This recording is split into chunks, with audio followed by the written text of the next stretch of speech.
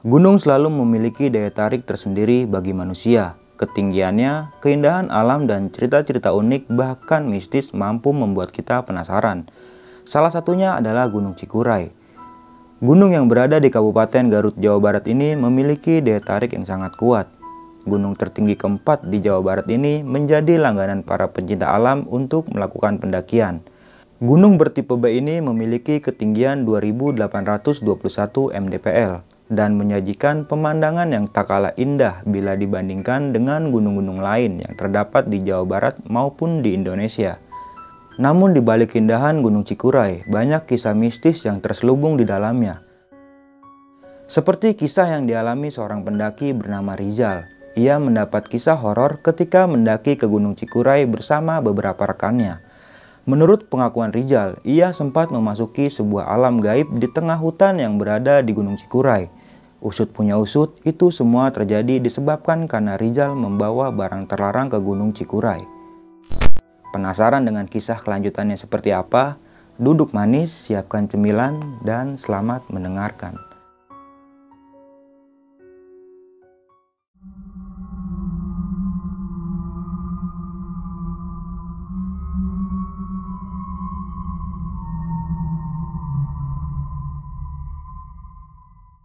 Assalamualaikum warahmatullahi wabarakatuh. Balik lagi nih di Besok Pagi. Kali ini bareng gue Bang Mange, pria gemoy tanpa bahan pengawet. Sebelumnya gue sangat berterima kasih banyak buat teman-teman semua yang udah mensupport, menonton dan mendengarkan Besok Pagi hingga sampai saat ini. Semoga teman-teman semua yang menonton selalu diberikan kesehatan oleh Tuhan Yang Maha Esa nih. Pada kesempatan kali ini gue masih menghadirkan narasumber, dan narasumber gue kali ini adalah pendaki asal kota Sukabumi nih. Jauh banget kan? Oke, langsung aja nih gue sapa narasumber gue pada malam kali ini. Selamat malam, Rizal. Malam, Bang. Apa kabar nih? Baik. Sehat ya? Alhamdulillah. Rizal dari Sukabumi ya? Dari Sukabumi. Sukabumi mananya nih? Kalau boleh tahu. Sukabumi kota lah. Sukabumi kota. Cuman ya? ke arah kabupatennya gitu. Oke, jauh banget ya ke Bintaro. Dari Sukabumi ke Bintaro berapa jam tuh perjalanan?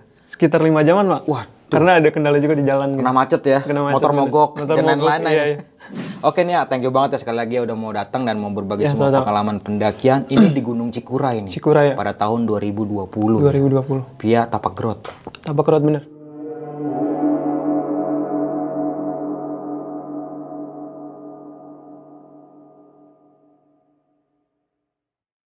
Oke nih Rizal, sebelum kita membahas lebih jauh tentang sisi horornya nih Gunung Cikuray, menurut Rizal itu gimana sih dari segi keindahannya Gunung Cikuray itu, Pak?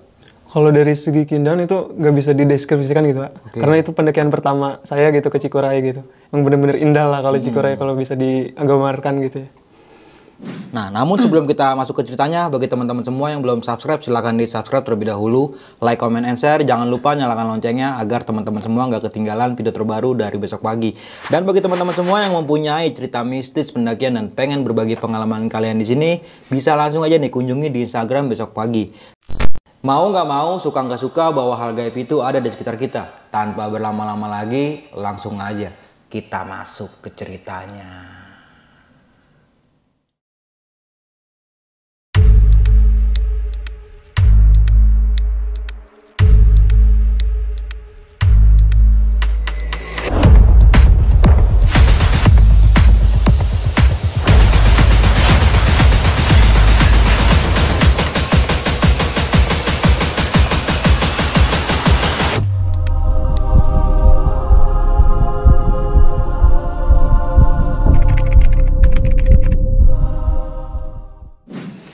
Nah, pada awal cerita itu tuh di tahun 2020 ya, 2020 pertengahan kalau nggak salah, bulan Juni kalau nggak salah.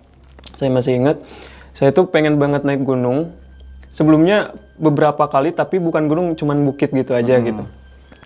Sampai saya memutuskan untuk naik gunung, dan ada teman yang punya planning buat naik gunung gitu, dan ngerekomendasiin buat naik gunung gitu. Dan saya tanya ke dia, bagusnya naik gunung mana nih buat pendakian pertama saya gitu. Sampai dia ngerekomendasiin ke Gunung Papandayan tuh. Dan singkat cerita di situ saya ngeiyain ajakan dia. Sampai di kalau gak salah tanggal 6 Juni itu, bener saya masih inget. Tanggal 6 Juni itu saya mengiyakan ajakan dia ke Gunung Papandayan. Dan dari 6 Juni itu saya langsung mempersiapkan alat-alat pendakian saya lah buat ke Papandayan itu gitu. Singkat cerita langsung saya masuk ke malam dimana pemberangkatan ke Garut ya, Pepandayan kalau nggak salah di Garut gitu ya. Saya langsung di malam itu tuh saya langsung ngontek teman saya dan bilang mau jam berapa nih berangkatnya gitu. Dan dia bilang kita berangkat dari Sukabumi dari jam 9 aja kalau nggak salah, dari jam 9 kita berangkat dari Sukabumi menuju Garut gitu ya. Dan estimasi itu sekitaran kayak 6 jaman kalau Sukabumi ke Garut gitu. Nah di sisi lain saya tuh sempet ngebohong dulu tuh ke mama. Sempet ngebohong tuh karena saya bilangnya nggak ke Garut pas waktu pendakian pertama itu. Saya bilangnya mau ke Gunung Gede Pangrango yang ada yang di belakang rumah gitu, lebih dekat gitu, Cianjur gitu ya. Cuman saya sempat ngebohong dan mama saya percaya aja kalau saya ke Gunung Gede aja gitu. Tapi saya akhirnya memutuskan sama teman saya ini untuk pergi ke Garut gitu. Dan di sinilah awal cerita, dari perjalanannya aja udah ada kendala sebab kebohongan saya terhadap mama gitu. Saya berangkat dari jam 9 dari Sukabumi. Itu tuh menuju Bandung dulu kalau nggak salah. Kita dari Sukabumi terus berhenti di Bandung Pusat kalau nggak salah. Dan teman saya ini kita panggil aja namanya Ubil gitu ya. Si Ubil ini berhenti di Bandung Pusat dan dia nyuruh saya nungguin di motornya aja. Dan dia bilang kayak gini, ya udah kamu tungguin aja di motor, saya mau ke warung dulu katanya. Saya nggak tahu dia mau melakukan apa gitu. Cuman ya saya ngikut aja karena saya ajakan dari dia gitu. Dia yang bawa motor, saya cuman ngikut keadaan dia mau gimana pun gitu ya. Sampai pada akhirnya dari Bandung Pusat itu kita lanjutlah ke Garut gitu buat ke base camp Papandayan. Sampai akhirnya di situ tuh kayak apa ya, kita disesatin sama Google Map pas mau ke Papandayan itu. Itu tuh udah jauh dari jalur ke Papandayan gitu si jalan rayanya tuh. Kenapa jadinya ke Gunung Cikuray? Karena salah jalur itu pas mau ke Papandayan gitu. Sampai akhirnya kita memutuskan, kita tuh di situ ketemu sama Bapak Nasi Goreng itu yang masih buka. Itu tuh udah sekitaran jam 1 malam kalau nggak salah. Itu udah masuk Garut. Cuman emang udah Garut dalam gitu, udah jauh dari yang mau ke Papandayannya lah gitu, udah jauh banget gitu. Kita ketemu sama si Bapak Nasi Goreng ini, kita tanyalah, Pak kalau mau ke Gunung Papandayan tuh jalannya yang bener yang mana gitu.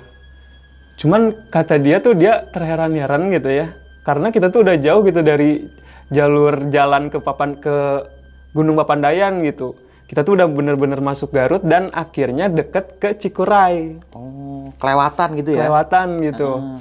Sampai pada akhirnya teman saya ini memutuskan nelpon, adalah temennya yang di base camp Cikuray, yang di Tapak Gerot itu. Dia tuh langsung nelpon, Gunung Cikuray buka gak nih gitu. Saya mau ke sana aja karena saya udah salah jalan, tadinya mau ke Papandayan gitu. Ya, saya ngikut dia gitu ya. Sampai pada akhirnya kata teman yang di base camp Tapak Gerot itu, ya udah sini aja, cuman si Gunung Cikuray ini belum dibuka secara resmi. Waktu itu tuh masih pandemi gitu, kalau nggak salah 2020 kan. Masih pandemi dan belum dibuka secara resmi. Tapi kalau mau naik Cikuray, sini aja ayo, nggak apa-apa katanya. Saya nggak bisa sebutin namanya, cuman adalah anak base camp yang di Tapak Gerot gitu, yang membolehkan gitu. Sampai pada akhirnya kita sampai di base camp Cikuray itu, kalau nggak salah tuh jam 4 subuh. Dari jam 1 di tempat nasi goreng. Tempat nasi goreng, kita jalan lagi ke base camp Cikuray itu sekitaran nggak jam 4 sih. Kalau nggak salah tuh jam 3-an dah. Jam 3 subuh gitu. Kita sampai. Di situ saya ya ikut istirahat gitu dan nyapa-nyapa anak-anak yang di base camp situ gitu. Dan di situ tuh kalau nggak salah tuh ada dari rombongan dari Tangerang sama Bekasi. Di waktu itu tuh cuman 2 rombongan gitu. Dan saya rombongan ketiga. Dan itu tuh cuman berdua gitu. Cuman berdua. Sampai pada akhirnya, singkat cerita, kita mempersiapkan, kita packing buat naik gunungnya.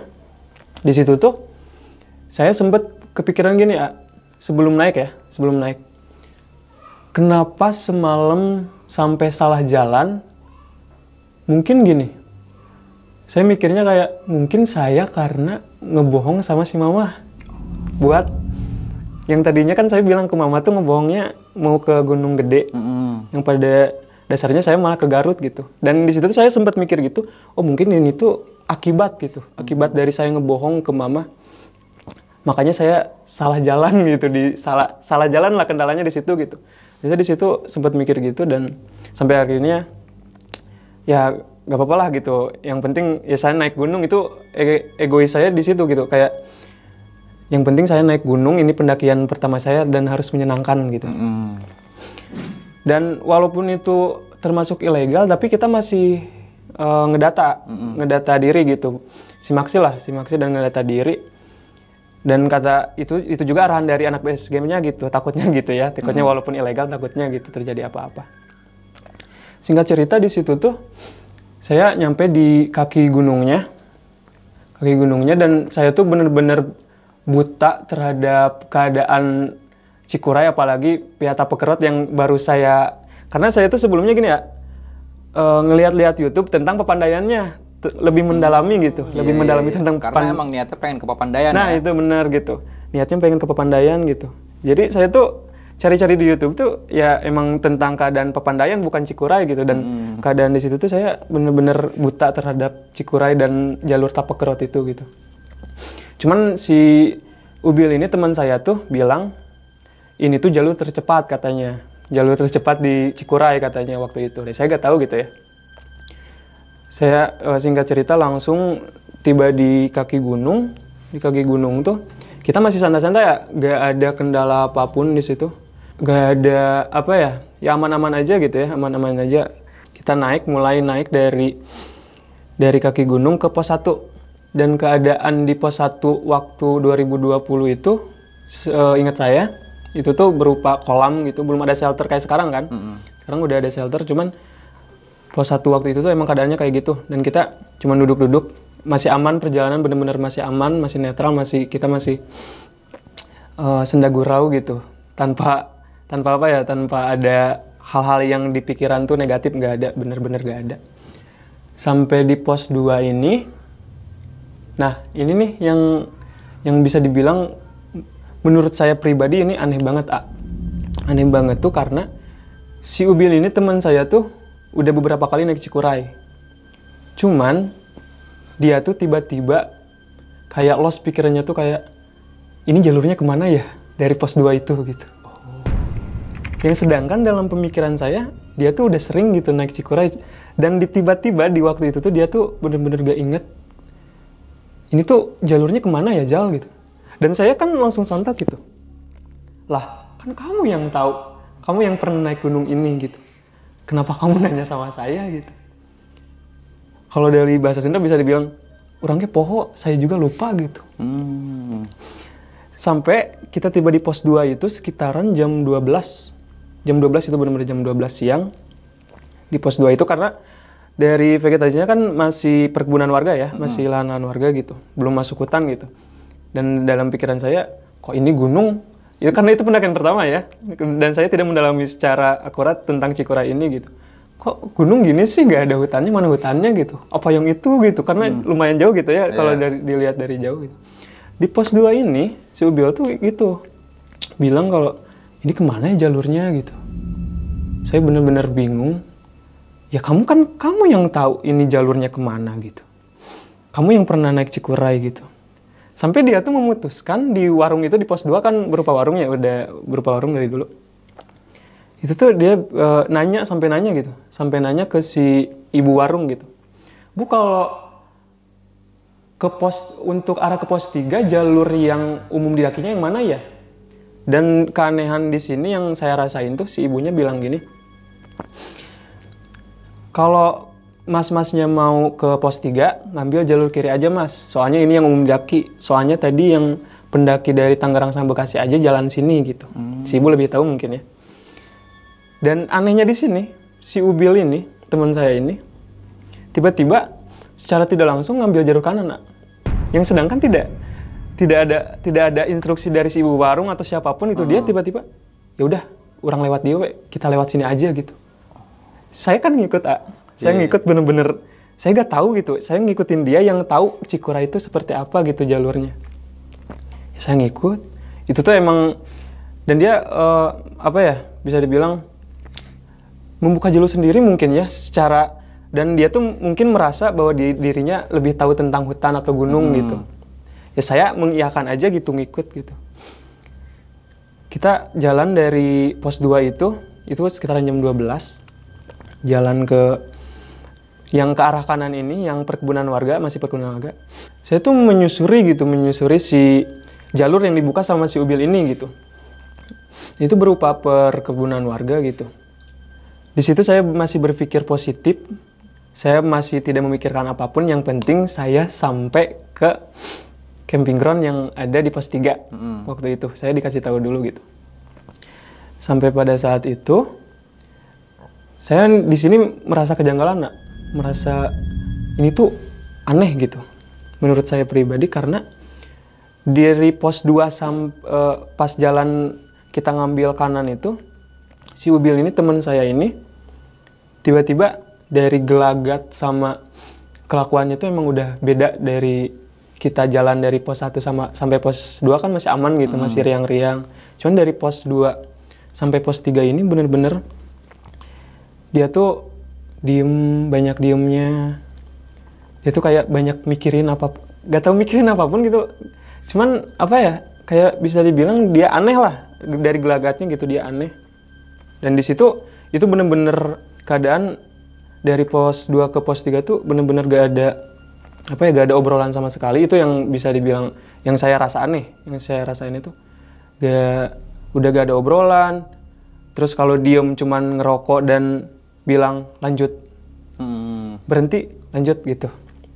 Nah, keanehan kedua tuh di sini yang saya rasain tuh, itu tuh emang jalur gitu. Cuman banyak turunnya.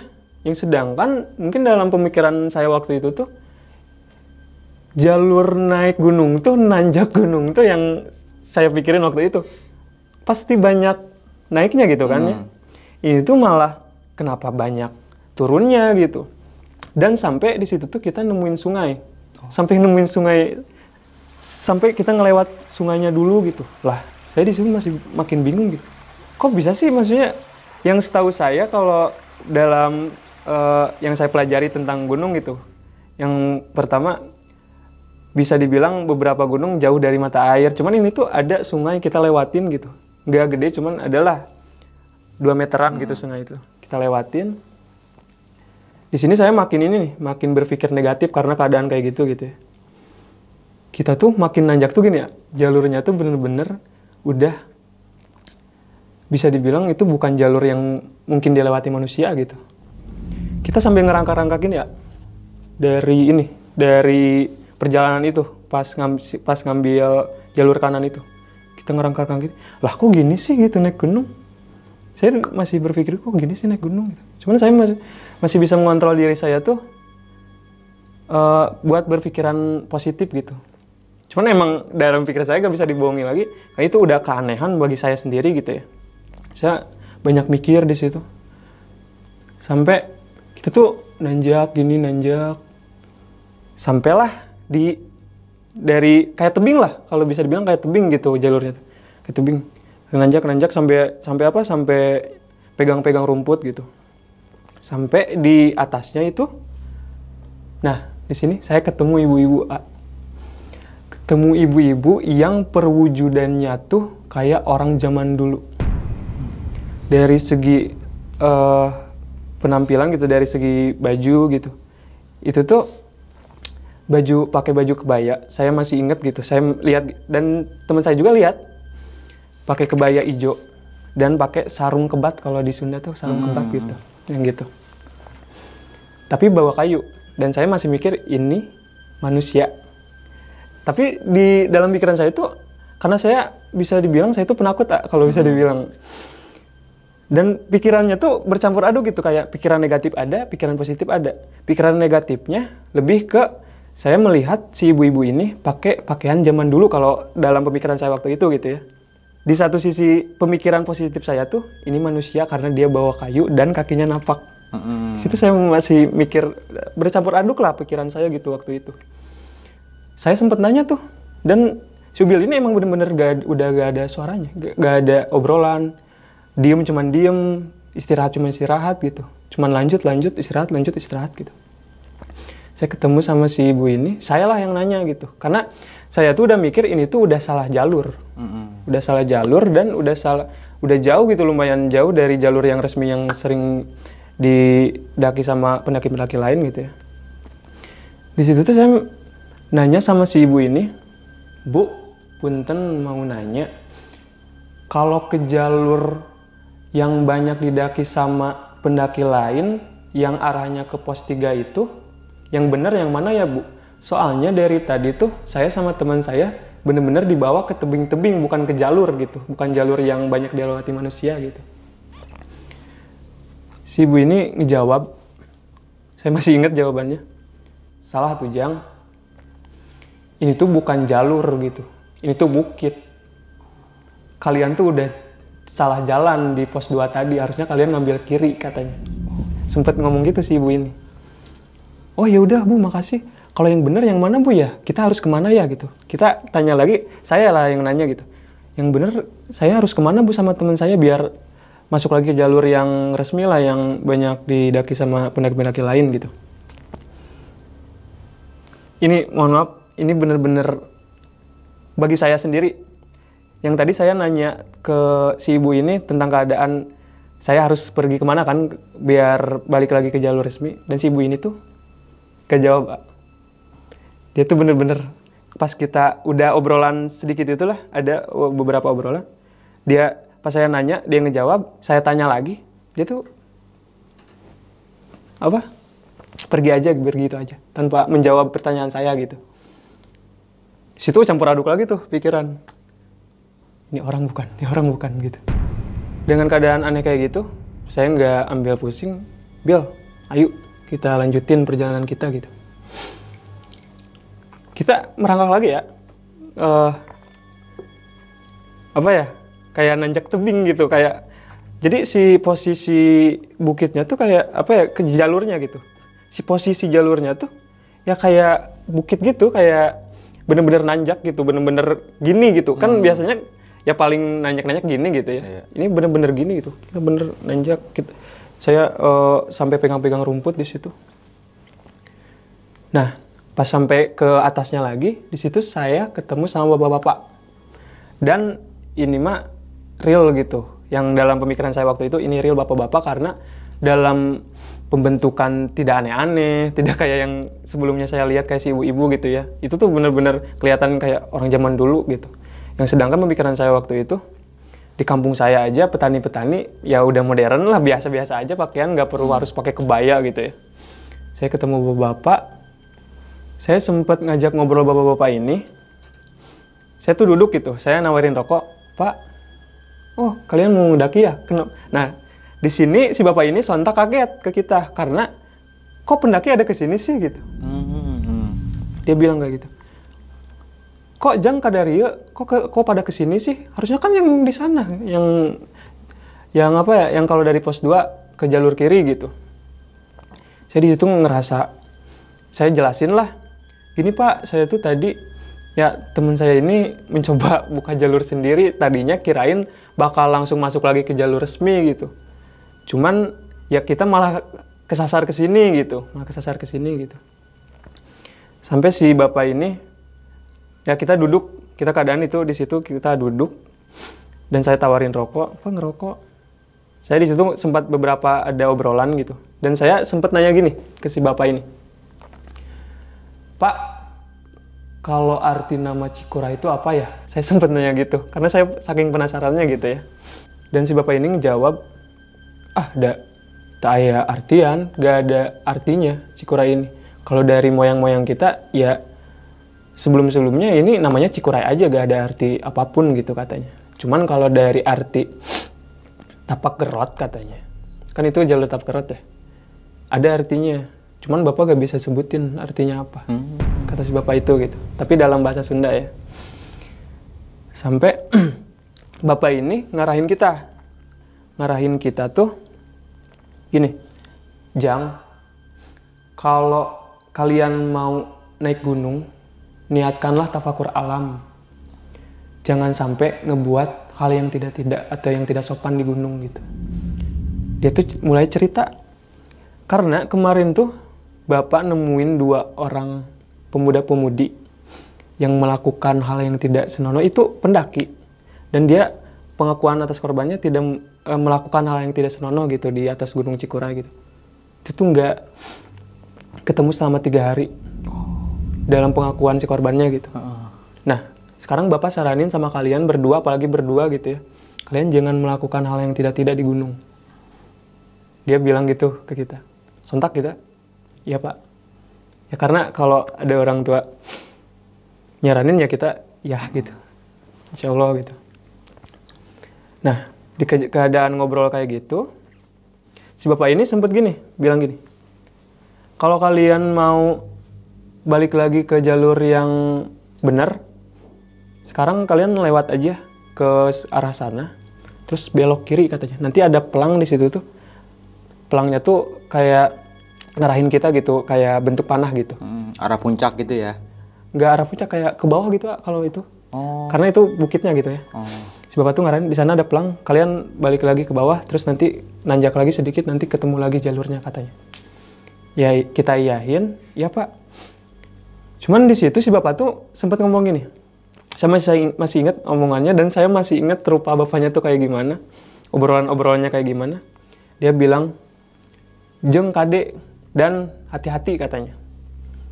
Di Cikuray ini ada yang namanya kuburan kuda, kata si Bapak itu.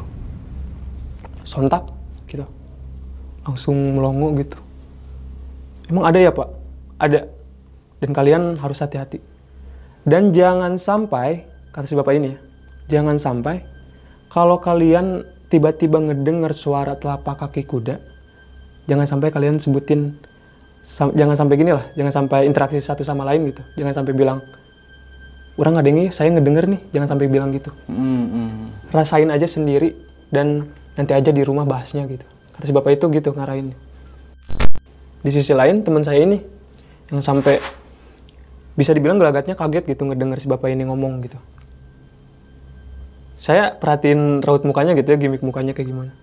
Dia ini benar-benar tremor ketika si Bapak ngomong gitu. Karena mungkin dalam kesimpulan saya waktu itu, beberapa kali dia naik Cikuray, dia tidak pernah menemukan hal kejadian ada bapak-bapak nyaranin kita buat kayak gitu.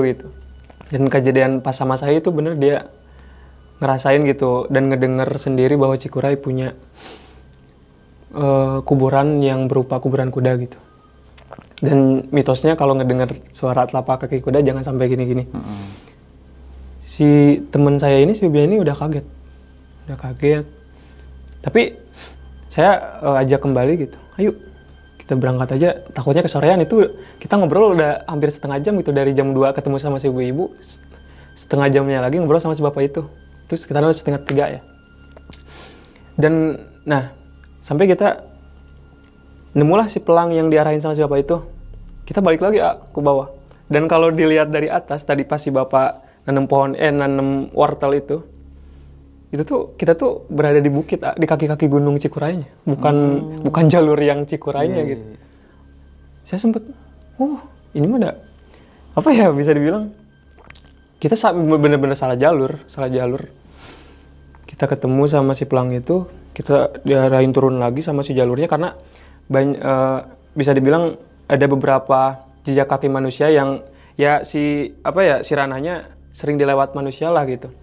Nggak tertutup gitu si jalurnya. Wah ini nih kesini Bil. Kita balik lagi, nemu lagi sungai. Kita seberang sampai kelihatan tuh di Cikuray itu, kalau saya masih ingat si jalur yang banyak yang bisa dibilang digambarkan jalur yang resmi itu kayak tanah padat gitu ya. Oh itu jalurnya tuh.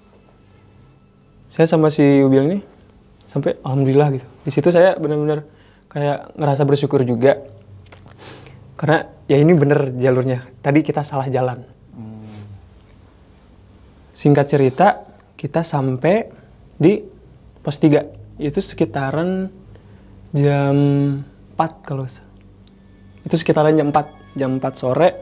Ketemulah sama rombongan Bekasi sama Tangerang ini. Kalau gak salah tuh 4 orang. Cuman kalau yang dari rombongan Bekasi ini ada guide-nya. Jadi nyewa guide dari base camp gitu.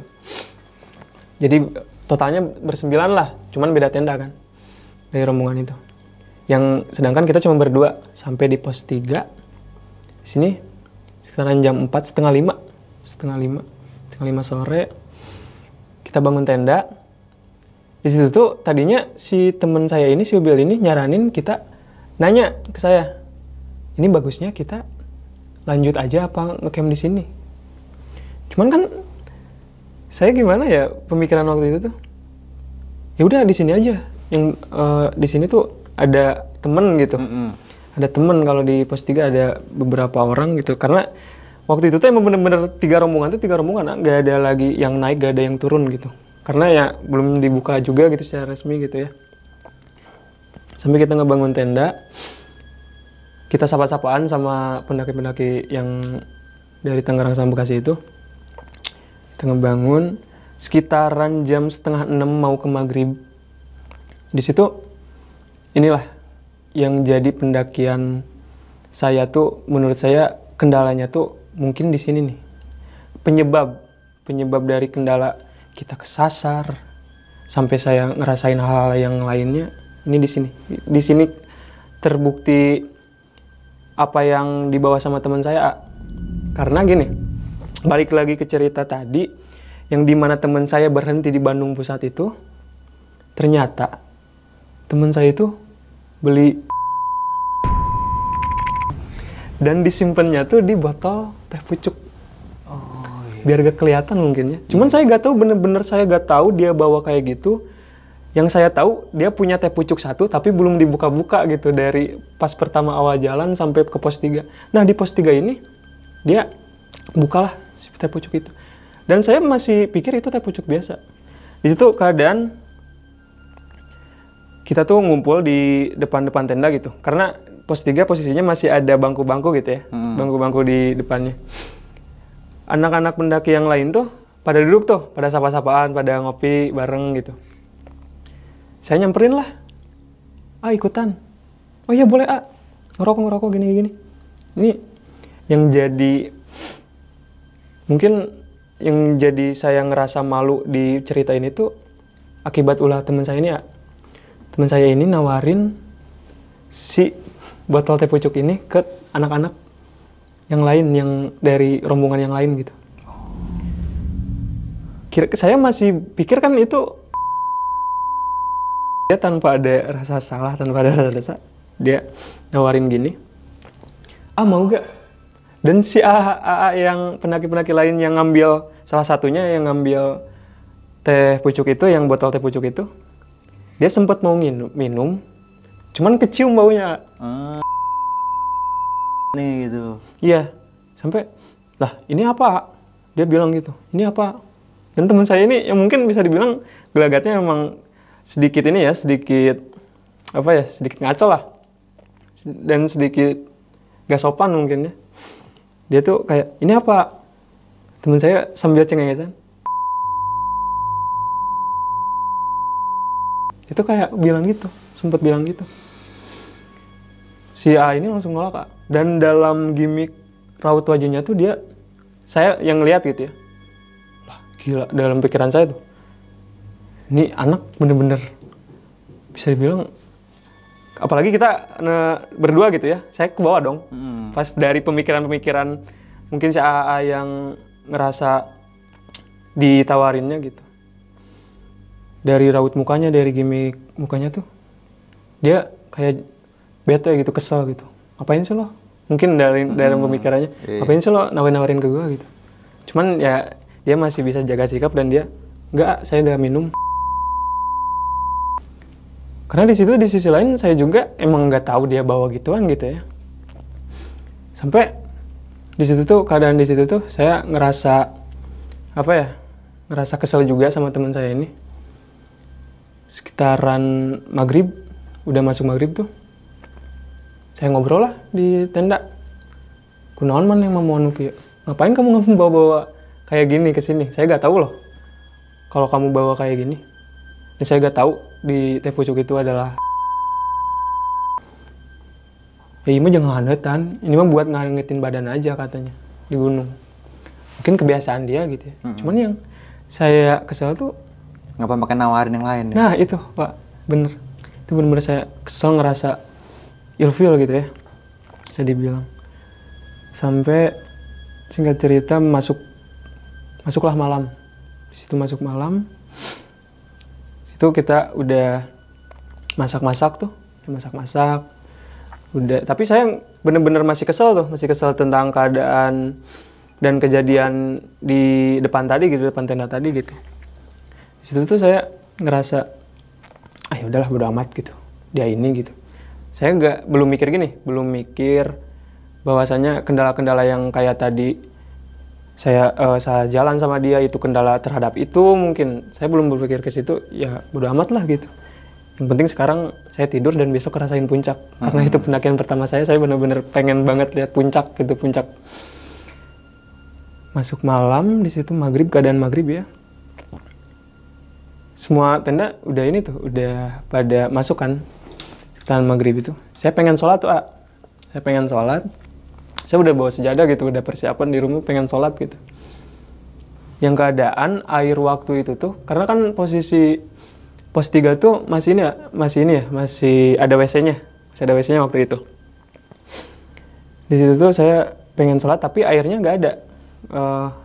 Matilah si sumber airnya gitu, yang ya pancuran gitu, kayak pancuran gitu, mati di situ. Akhirnya saya memutuskan buat pakai air sedikit-sedikit gitu. Saya ngelaksain sholat di waktu maghrib itu. Teman saya main game, karena di posisi pos 3 itu tuh ada sinyal gede. Saya habis sholat, saya kontekan tuh sama abang saya, masih ada sinyal gitu ya. Saya kontekan sama abang saya yang di Bekasi. Saya kontekan gini, saya lagi naik gunung, dan saya tuh ceritain yang kejadian, saya ketemu nenek-nenek itu. Saya ketemu nenek-nenek tadi, cuman dari perawakan dan perwujudannya, ya saya rasa janggal karena itu pakai pakaian zaman dulu.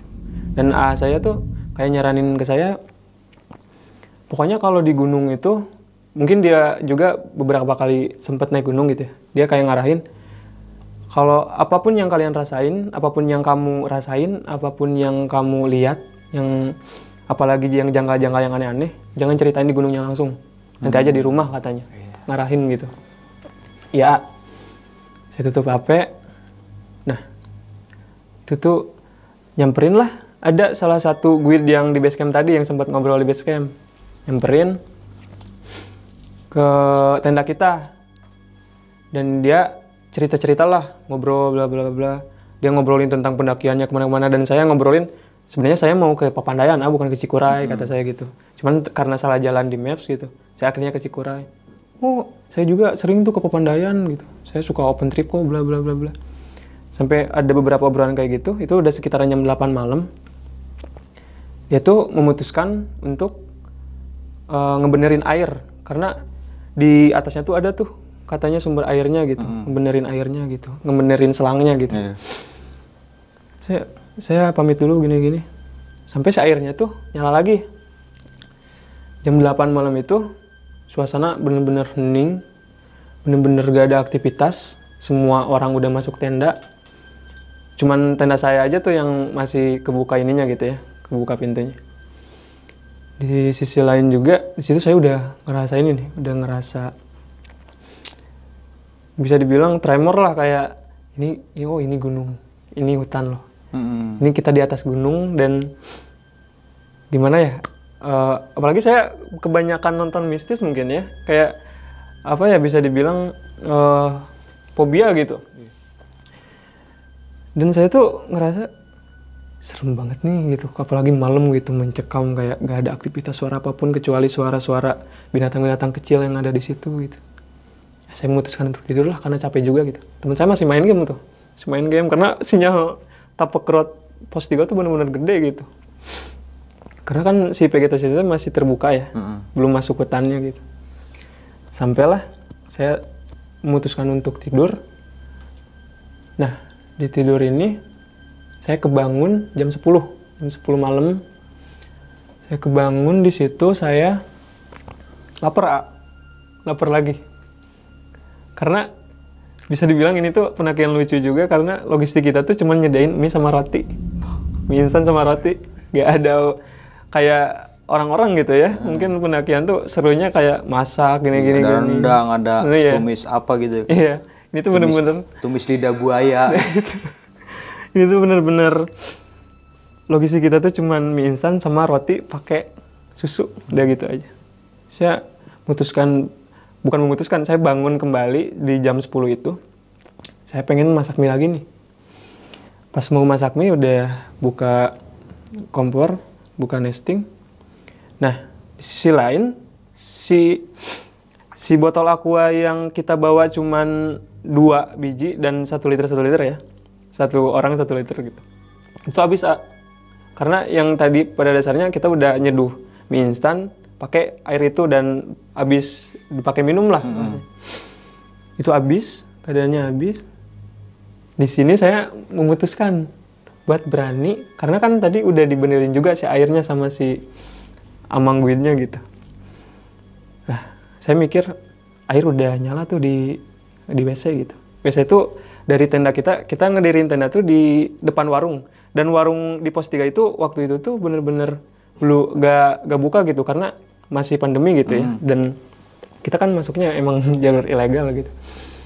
Di depan warung dan ada tangga sedikit gitu. Maju sekitaran 15 meter dan di situ titik WC-nya gitu, toiletnya. Yang ada sumber airnya gitu ya. Mau gak mau saya harus memutuskan buat ngambil air. Karena kalau nggak masak mie instan gak pakai air ya nggak bisa dibilang Nggak aneh, bisa. nggak bisa. Saya mikir di situ kayak berani nggak gitu. Ya beraniin aja dah daripada saya lapar gitu dan nggak bisa tidur karena saya orangnya emang bener-bener kalau lapar nggak bisa tidur gitu. Saya putusin keluar itu tuh jam 10 malam di pos 3 itu, ya Allah bener-bener mencekamnya gitu, apalagi yang konteksnya saya tuh penakut gitu. Saya memutuskan keluar, buka tenda, keluar, saya masih lihat-lihat deh. Gak ada apa-apa kok. Yang penting sayanya yakin gitu, yakin dan berani, pasti gak ada apa-apa gitu.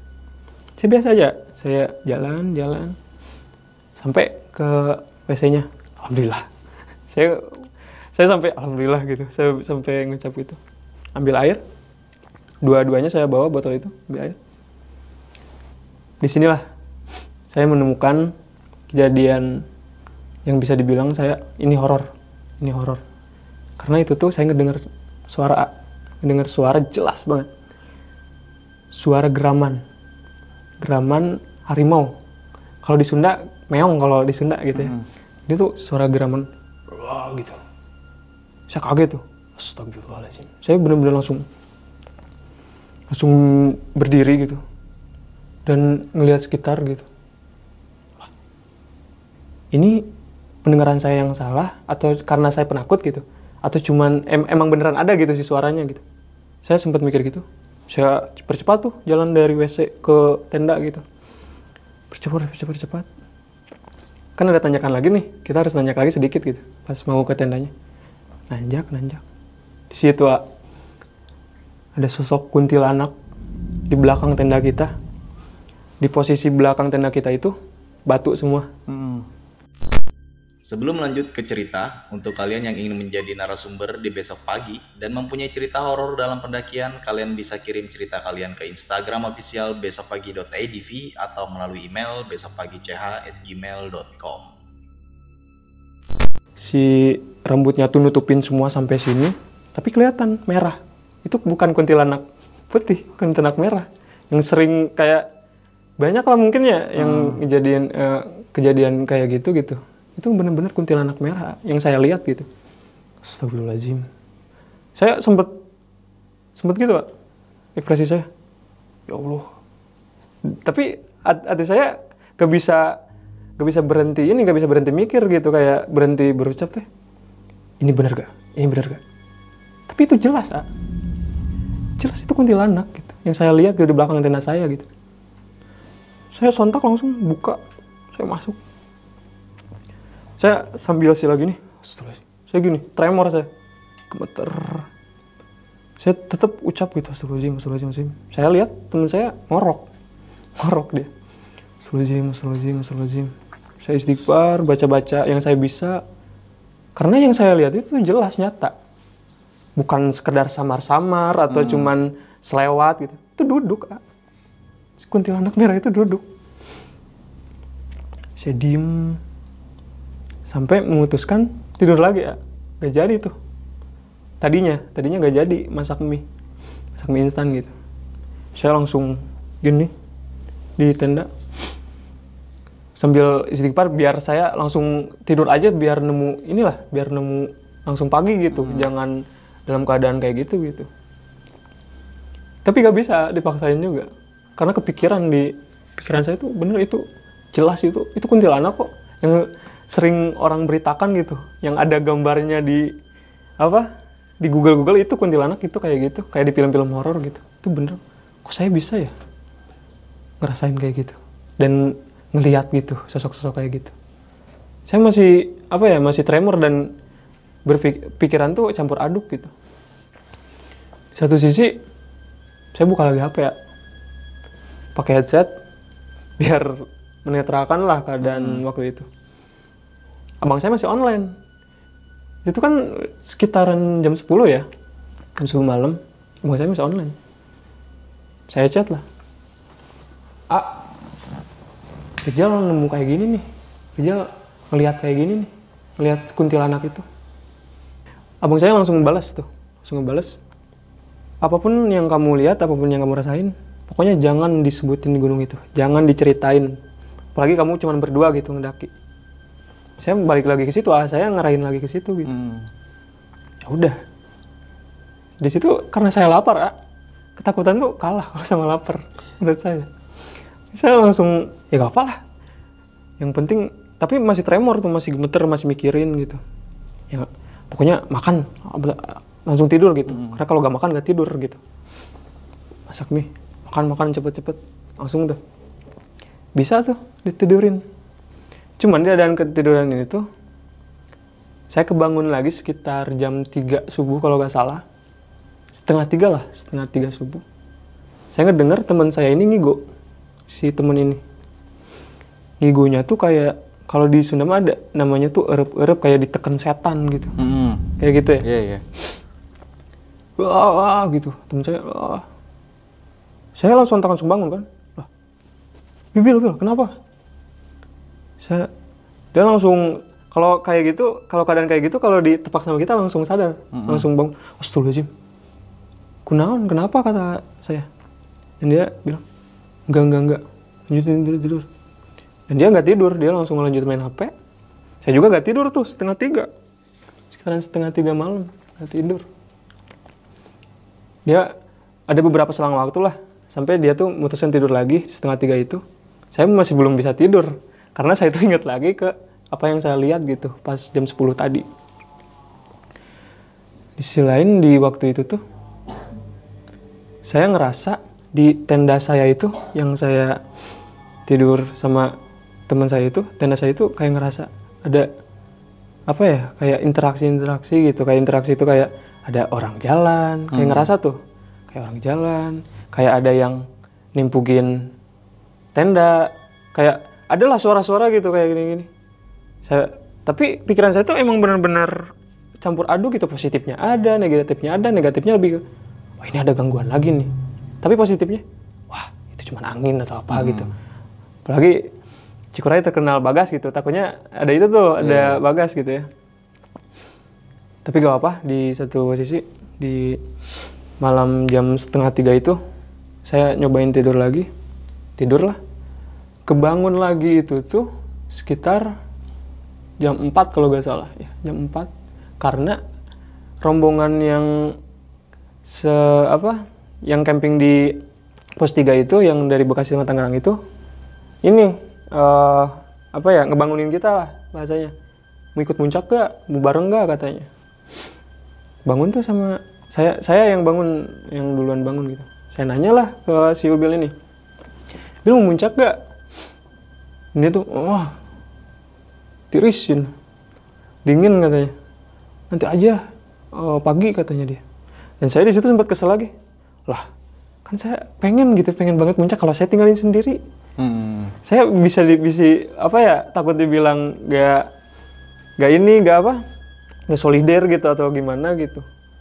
Terus saya tetap ngikutin lagi kemauan dia gitu. Dan dia bilang nanti aja pagi. Ya udahlah, dan di situ sempat kesel juga gitu. Karena saya nggak bisa aja saya ikut gitu sama rombongan yang lain gitu dan ninggalin dia sendiri. Tapi kan saya juga takut juga gitu, takut terjadi apa-apa juga gitu ya kalau dia cuma sendiri di tenda dan nanti nyusul kita gitu, apalagi sendiri gitu ya. Udahlah, saya ngikutin, saya tidur lagi. Bangun tuh sekitar jam 6 pagi bangun. Saya bangunin lagi tuh deh. Karena keadaannya saya pengen banget puncak, Kak. Bener-bener kejar puncak. Saya pengen tahu, saya pengen foto di puncak. Di pendakian pertama itu saya pengen sombong ke mama saya di puncak gitu. Dan di situ tuh saya bangunin lagi. Dia nolak.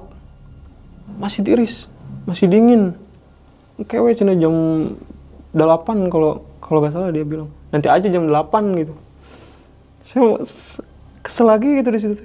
Lah, kok gini sih gitu. Pendakian pertama masa ke puncak sih gitu. Saya masih kesel di situ. Bangunlah dia sekitaran jam setengah 8 itu bangun. Dia langsung nyuruh gini. Masak sarapan dong katanya. Saya kesel lagi tuh. Lah, dia kok ini ya apa bisa dibilang seenaknya gitu. Bisa kalau di Sunda tuh kayak abungken itu apa ya bahasa Indonesia? Meloncong apa gimana? Iya, kayak meloncong abungkennya dia ini gitu apa ya? Sering naik gunung gitu ya. Tapi saya benar-benar turunin lagi ego ya gak apalah gitu. Emang sifatnya kayak gitu mungkin gitu. Jam 8, setengah 8 itu dia bangun, kita masak. Saya masak sendiri tuh buat saya aja sendiri gitu. Masak mie instan lagi ya. Sama roti itu ada tambahan roti pagi-pagi gitu. Makan. Selain udah singkat cerita, kita muncak lah sekitaran jam 9 pagi tuh. Emang ada yang muncak jam 9 pagi gitu. Karena dia bilang summit kan waktunya mungkin ada waktu-waktu tertentu gitu ya kalau summit. Jam 9 ya gak apa-apa lah, yang penting puncak. Di pos 3 itu kita kan diarahin ngambil ke kanan dulu ke atas sebelum masuk hutan ya, sebelum masuk ke pos 4, pos 3 ke pos 4 kita belok kanan, langsung ada ilalang tinggi. Pas pertengahan pos 3 ke pos 4 barulah vegetasinya tertutup, ada kita masuk hutan, benar-benar masuk hutan gitu. Saya ada sedikit rasa senang juga, oh ini nih hutan, saya masuk hutan gitu ya. Masih aman-aman aja, si Will ini gak ada gak ada interaksi apapun, gak ada gelagat yang aneh-aneh, gak ada. Dan di pos 4 ini, dari pos 3 ke pos 4 ini masih aman. Singkat cerita dari pos 4 ke pos 5 ini aneh lagi nih. Aneh laginya, saya mikirnya masih pos itu karena dia capek mungkin gitu ya. Karena capek tuh dia gak ngomong, dia kayak gini, dia banyak ngelamun, mungkin dia capek gitu. Cuman dari pemikiran saya waktu itu tuh kayak, ya kalau capek ini aja gitu, ambil senangnya aja, nanti biar capeknya hilang gitu. Daripada didiemin kan gitu, daripada ngelamun gitu. Tapi saya nggak berani ngomong, cuman ya ngikutin aja lah, ngikutin kemauan dia gitu. Ngobrol ayo enggak ayo gitu ya, saya netral gitu. Nah, sampailah di pos 5. Keadaan waktu pos 5 waktu itu tuh, kalau sekarang ada shelter kalau nggak salah, cuman kalau waktu itu tuh bener-bener lahan kosong gitu ya, 2x2 kalau nggak salah, 2x2 meter. Di sisi-sisinya tuh pohon tumbang waktu itu. Itu bener-bener yang turun nggak ada, yang naik nggak ada. Dan saya tuh bener-bener nungguin rombongan yang tadi turun gitu, biar kita tuh adalah pas-pasannya gitu. Cuman ini nggak ada gitu.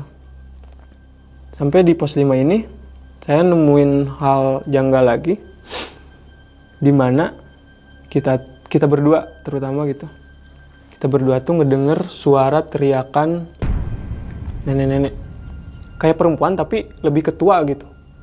Dan posisi si teriakan itu tuh di jurang yang di bawah, yang deket Ciubil. Si Ubil tuh kan duduk gitu ya di pohon bahan apa? Itu pohon tumbang. Pohon tumbang yang di sisi-sisinya dia duduk, dan di sisi-sisinya tuh jurang gitu, bener-bener jurang gitu. Itu tuh teriakan cewek tapi lebih ke ibu-ibuan gitu, ya kayak nenek-nenek gitu suaranya. Wah gitu. Kita dengar berdua, dia dengar, saya dengar. Yang jadi kagetnya tuh sontak gitu. Pas ngedenger, kita berdua ngedenger itu, si Ubil ini langsung ngejawab, Pak. Si Ubil begini, dengan sompral, maaf ya. Naon anjing. Langsung gitu. Saya langsung raut muka saya, ya Allah, kenapa dia berani banget gitu ya ngejawab gitu. Dan di situ ada obrolan sama si Ubil ini, obrolan sedikit. Kenapa kamu jawab gitu? Saya bener-bener merasa kaget karena dia tuh jawabnya, apalagi jawabnya gak sopan gitu ya. Kaning gitu kan. Berisik gitu. Yaudah gak apa-apa, biarin gitu. Mungkin itu apa orang-orang yang di jalur Seberang gitu, mungkin kedengeran. Tapi itu tuh bener-bener jelasnya tuh suaranya tuh di apa, di jurangnya gitu, di jurang dekat si Ubil. Itu tuh bener-bener ngedenger berdua. Dan setelah sini suara nenek-nenek itu muncul, saya ngobrol lagi sama dia, ada obrolan sedikit. Kenapa sih kudu dijawab? Kenapa sih harus dijawab gitu? Udah biarin gitu. Dan di situ saya udah, ya, gimana kamu lah gitu. Terserah kamu gitu, mau kamu ngapain gitu. Terserah, saya udah benar-benar kesel gitu dengan sikapnya gitu. Di pos 5 itu kejadiannya itu. Kita nyampe ke pos 6. Kita jalan dari pos 5 ke pos 6 tuh sekitaran itu tuh udah sekitaran jam berapa ya, dari jam pos 5 tuh kalau seinget saya gitu ya, seinget saya tuh jam 12, jam setengah 12, jam 12-an lah, sekitaran segitu dari pos 5 ke pos 6. Di situ keadaannya karena udah apa ya, udah benar-benar nanjak gitu jalurnya, berhenti dengan bilang, dia di depan kan, teman saya ini di depan. Dia tuh masih sempet karena bilangnya dingin gitu, dan emang keadaan waktu itu turun kabut gitu ya. Dan saya tuh emang benar-benar nungguin yang apa, rombongan Bekasi Tangerang ya. Ya, rombongan yang Bekasi Tangerang itu gitu, buat turun gitu, buat papasan. Nah, di pertengahan pos 5 ke pos 6 ini ketemunya, ya bang, baru muncak katanya. Ya bang, ketiduran gitu, makanya baru muncak sekarang. Udah hati-hati, puncak dikit lagi kok, pos 6, di pos 6 deket katanya. Udah bang, rombongan itu udah berlalu gitu. Si Ubil ini di pertengahan pos 5 ke pos 6 ini masih sempet tuh minum karena dingin mungkin ya. Ya saya tuh yang jadi kecelnya tuh berani banget gitu nih orang gitu. Mungkin gak pernah ngedenger cerita horor mungkin ya gitu. Tentang pendakian-pendakian gunung yang gak sopan gitu. Dia santai, dengan santainya, mungkin sikapnya emang kayak gitu gitu. Minum. Dan yang saya simpulkan pada waktu itu tuh, kenapa dia banyak ngelamun, kenapa dia gak mau banyak ngomong, mungkin ada pengaruh dari si minuman itu atau efek gitu. Saya ngambil kesimpulannya gitu, oh mungkin bikin itu bukan karena capek-capek amat gitu. Dan bukan karena gak mau ngomong-ngomong amat gitu. Saya masih mikir kayak gitu, di situ menyimpulkan lah. Sampai pos 6, aman tuh. Aman, gak ada apapun. Karena, apa ya, bisa dibilang masih inilah. Masih, matahari masih kelihatan, tapi udah turun kabut keadaannya. Sampai pos 6, sampailah puncak, singkat cerita tuh. Sampai puncak. Di puncak tuh gak lama, cuma setengah jam. Dan keadaan puncak waktu itu tuh, ada beberapa pendaki. Karena mungkin yang lewat Tapak Gerot tuh terakhir kita dong. Yang terakhir itu kita benar-benar rombongan kita berdua gitu. Saya sama si Ubil, karena yang rombongan sebelumnya udah turun gitu ya. Keadaan waktu puncak waktu itu tuh ada beberapa pendaki, cuman yang lewat Pamancar katanya sempet ngobrol gitu ya. Saya masih ingat muka-mukanya gitu. Oh, bang turun lewat mana? Lewat Tapak Gerot. Oh saya lewat Pamancar. Kirain lewat Pamancar. Kalau lewat Pamancar nanti bareng gitu. Cuman keadaan sampai puncak itu kita kan dikasih kabut. Gak ada view-view, gak ada apa ya, gak ada views yang inilah. Yang bagus. Yang bagus gitu. Berarti tembok. Tembok itu bener-bener tembok gitu. Tapi foto sama pelangnya? Apa gimana? Foto sama pelang puncaknya?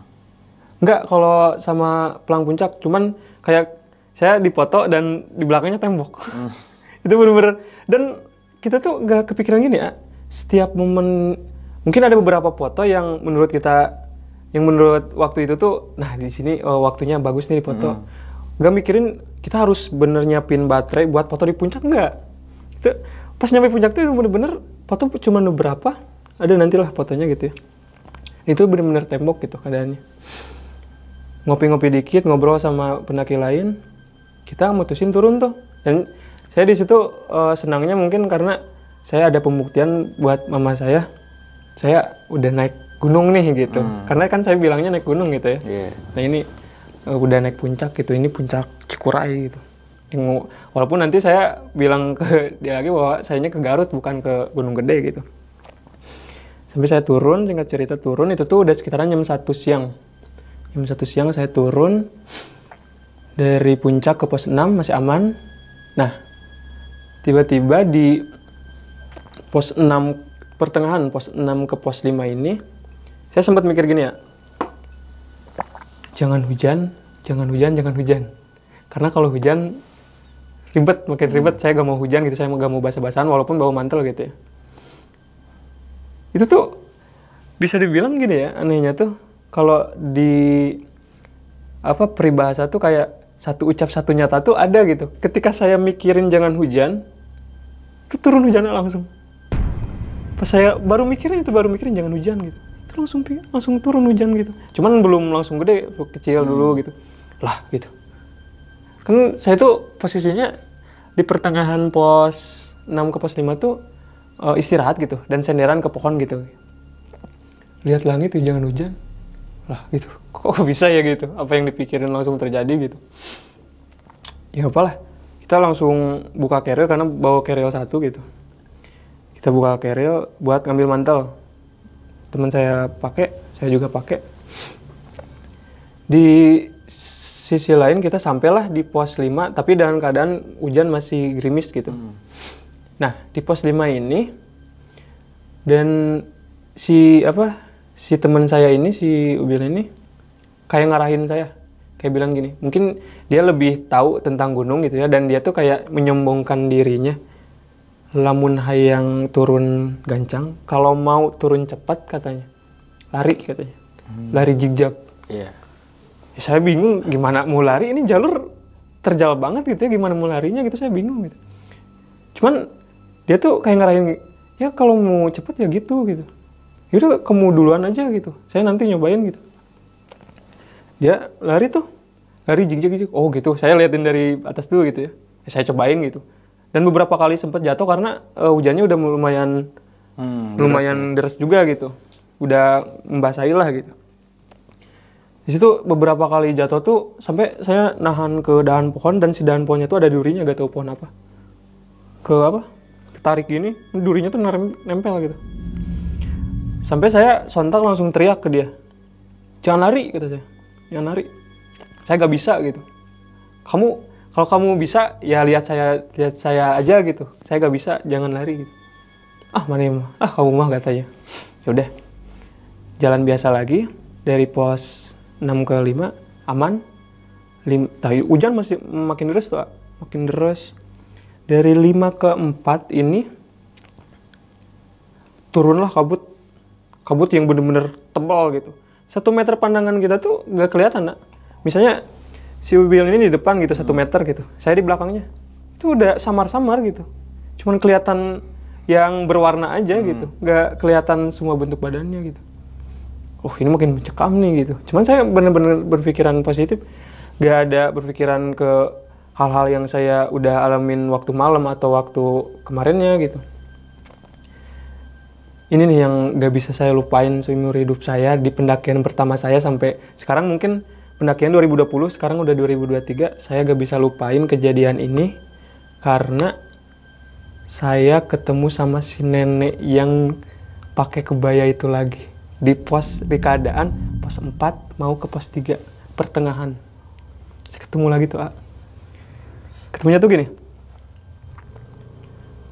Saya tuh kan si Rubil ini masih sempet lari-lari dikit gitu ya. Dan keadaan itu tuh turun kabut, hujan berhenti. Kita tuh berhenti dulu di sekitaran pos 4 ke pos 3 ya kalau nggak salah, pos 4 mau ke pos 3. Di pertengahan itu tuh kita tuh sempet diem, buka mantel kita, berdua buka mantel kita. Langsung kita masukin ke si Keril.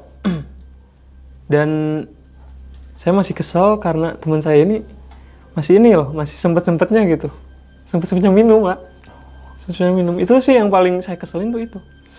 Sempet-sempet minum gitu. Tapi saya di situ udah nggak mau ngomong gitu. Udah amat gitu.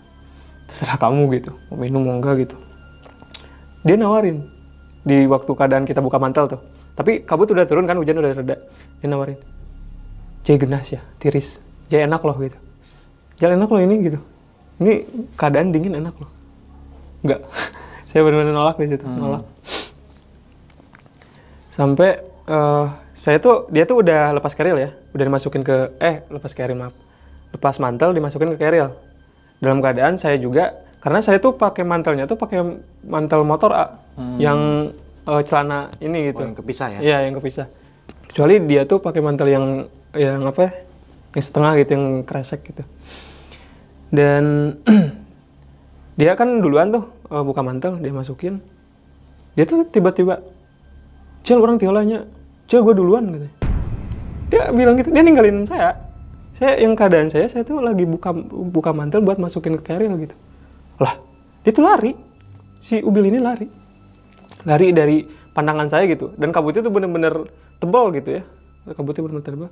Dan vegetasinya tuh waktu itu tuh kita tuh udah lumayan keluar hutan gitu. Jadi pohonnya tuh emang udah kecil-kecil dan banyak ilang-ilang tinggi gitu. Di sini saya ketemu lagi si nenek itu. Saya tuh di keadaan itu tuh kan saya mau nyoba nyusul si Billy. Karena dia tuh kayak, "Jauh orang Tiola, saya duluan." Dia tuh udah gak ada. Saya sendiri di keadaan saya buka mantel itu. Saya masukin mantel, lah kok ninggalin sih gitu. Saya gimana? Ya saya cepet gitu, buru-buru. Minum sedikit. Saya nyoba lari tapi nggak lari-lari amat gitu. Jalan cepat aja gitu. Lah ya. Iya. Di satu sisi, di situ tuh kabut mulai membuka dan vegetasinya udah benar-benar kayak kebuka gitu, kayak nggak kayak di hutan sebelumnya gitu, kayak nggak kayak ke jalan ke pos 4 gitu, benar-benar hutan rimbun yang tertutup gitu. Ini udah mulai kebuka. Saya benar-benar sendiri di situ, keadaan di situ. Cuman saya sambil teriak-teriak, pil gitu. Karena saya gak mau gitu ya ditinggalin sendiri, apalagi takutnya gini. Kenapa dia tiba-tiba ninggalin saya? Takutnya saya berpikir negatif tuh di situ. Takutnya itu anak kemana gitu dibawa. Apalagi kan saya orangnya pesimis gitu ya. Langsung langsung mikir ke arah situ gitu. Saya benar-benar teriak, pil. Gak ada jawaban. Di satu sisi saya capek. Saya duduk sambil pegang lutut gini. Dan di situlah saya ketemu lagi sama si nenek yang di pos 2 itu. Tapi dalam pembentukan yang berbeda. Dari raut muka, dan dia kalau kita lihat di waktu pos 2 ke pos 3 itu saya ketemu dalam perwujudan kayak manusia biasa, benar-benar normal gitu. Dari raut muka ya gitu. Nah, dari perwujudan mukanya tuh dan dari pembentukan tubuhnya ini pucat gitu, mukanya pucat. Dan di belakang tuh ada benjolan kayak nenek bongkok gitu. Saya kaget tuh. Kok ada lagi nih? Ada lagi nih si nenek-nenek ini. Saya tanpa saya sadari itu tuh masuknya kalau udah pos 3 ke pos 4 kan kemungkinan besarnya gak mungkin ada satu nenek-nenek yang sampai gitu di pos itu gitu ya. Yang pada dasarnya kalau di pos 2 ke pos 3 ya masih bisa dibilang masih masuk akal gitu. Buat kayu bakar karena ini gitu ya karena masih persawahan gitu. Kalau ini kan udah mau masuk hutan gitu. Jadi sini ya Allah, kenapa masih ada lagi gitu si nenek itu. Dia tuh ngegerakin bibirnya. Saya benar-benar teliti gitu. Dalam 15 meter itu gitu ya. Saya teliti. lihat bibirnya, dia tuh ngegerakin gitu. Cuman suaranya tuh ada di sini ya. Itu yang saya masih inget suaranya, terus nadanya gitu kayak gimana, saya masih inget sampai sekarang. Di sini tuh kedenger gitu. Dia tuh bilang gini ya, "Kade jang." Kalau kita terjemahkan ke Indonesia kayak hati-hati kamu gitu. Kayak gitu. Itu saya, astagfirullahaladzim. Itu tuh saya bener-bener fokus sama bibirnya gitu. Dan kedengerannya tuh di sini gitu. Kayak aneh gitu, tapi nyata gitu. Saya alamin gitu di waktu itu tuh. Saya istighfar tuh, astagfirullahaladzim. Dari pas saya lihat gitu, saya langsung nunduk ini, astagfirullahaladzim gitu. Saya perem dan saya baca-baca sebisa saya gitu ya. Karena saya juga diarahin sama kakak saya buat kalau ada hal-hal yang aneh lah bahasanya, yang aneh, jangan, yang penting baca doa gitu. Saya nunduk ini, baca-baca yang saya bisa gitu, Al-Fatihah atau bla bla bla. Saya sadar lagi, lihat nggak ada, nenek itu hilang. Yang tadi dalam pandangan 15 meter itu nggak ada, itu neneknya udah nggak ada. Singkat cerita, di keadaan itu saya berdiri lagi, saya teriak-teriak lagi tuh, Bill. Itu keadaan udah mau masuk ke pos 3 kalau nggak salah. Kalau ininya gitu ya, lumayan jauh juga dari pos 4 ke pos 3 gitu. Dari pertengah-tengahnya aja kita ambil. Mau ke pos 3 gitu. Nah, pas saya lari sedikit dari pas ketemu si nenek tadi, ada beberapa meter lari. Sambil teriak-teriak, masih teriak-teriak tuh. Kalau dari, kita bicara tentang pos 3 ke pos 4 tuh, kita ke kanan dulu. Kalau dari pos 3 ke pos 4 kan gini kan jalannya gini, otomatis kalau dari atas kita kembali kanan lagi kan, kita pasti ngambil kanan lagi. Dan di situ tuh pas saya udah teriak-teriak itu, saya nemu dua jalur, dua cabang. Yang sedangkan dari pos 3 ke pos 4 saya bener-bener, yang saya tahu ini jalurnya cuma satu jalur gitu, cuma satu cabang gitu. Itu bener-bener ada dua gini. Lah, saya bingung nih. Ini masuk kemana nih? Jadi di situ, Sulazim, ini apa lagi sih gitu. Saya tadi udah ngalamin ketemu sama si nenek, tapi dalam artian itu bisa disimpulkan positif, si neneknya kayak ngarahin gitu, hati-hati gitu ya. Saya masih ingat tuh kata-kata dia waktu ketemu dua cabang itu. Ini harus kemana nih gitu. Satu sisi saya mikir, nah saya tuh jalan lagi. Tiba-tiba dalam pandangan saya yang dua cabang itu, saya ngelihat si Ubil ini, teman saya, lari. Ada dua, yang satu ke kanan, nggak ke kiri amat sih, kayak lurus tapi ada belokan sedikit gitu. Kayak gini nah, jadi ada dua versi gitu, gini. Jadi cuman yang ke kanan tuh lebih dominan karena kealang-ilalang, yang jelasnya cuman segini yang larinya gitu, kayak gitu. Cuman yang paling jelasnya mah yang ini, yang masuk kiri. Kelihatan dari rambut sama sampai kakinya. Saya benar-benar lihat tuh. Lah, saya sontak kaget kan. Itu si Ubil, cuman kenapa ada dua orang yang menyerupai Ubil yang lari gitu. Itu saya benar-benar kaget tuh. Dan di satu sisi saya tuh ngejar, sebenarnya saya ngejar gitu. Di dalam keadaan kayak gitu saya ngejar. Cuman ngejar tuh karena dua cabang itu gitu ya. Saya bingung mau ngambil yang mana. Ini ada dua versi teman saya yang saya takutin tuh benar-benar pikiran udah benar-benar negatif itu, udah benar gak kontrol gitu. Saya harus ngikutin yang mana nih? Ini benar-benar udah, saya ngerasanya ini cerita-cerita horor yang saya yang alamin sekarang gitu. Ini benar-benar kealamin sama diri saya pribadi gitu. Ini harus kemana nih gitu. Cuma saya masih ingat tuh kata-kata si nenek, kadejang gitu. Cuman kalau dari perawakan ini tuh saya lebih yakinnya yang kiri. Kalau dari kita lihat dari atas gitu ya kayak gini, ini tuh yang lebih jelasnya kan, kalau yang kanan tuh kayak cuman segini gitu, kelihatannya karena kalang-ilalang. Itu yang kiri tuh kayak dari bentuk tubuhnya tuh bener-bener lari gitu. Kayaknya yang ini nih. Saya coba lagi, Bil sambil teriak-teriak kan. Bil. Sampailah Saya udah masuk si cabang kiri ini. Sampai situ, si Ubil ini berhenti ya. Berhenti, tapi gak noleh. Saya masih ingat dan itu benar-benar kejadian yang paling menyeramkan dalam hidup saya mungkin, apalagi pendakian pertama gitu ya. Itu benar-benar dia berhenti dan saya tuh nyamperin gitu ya sambil lari gitu. Pil, woi gitu. Saya sempet ngomong kasar juga.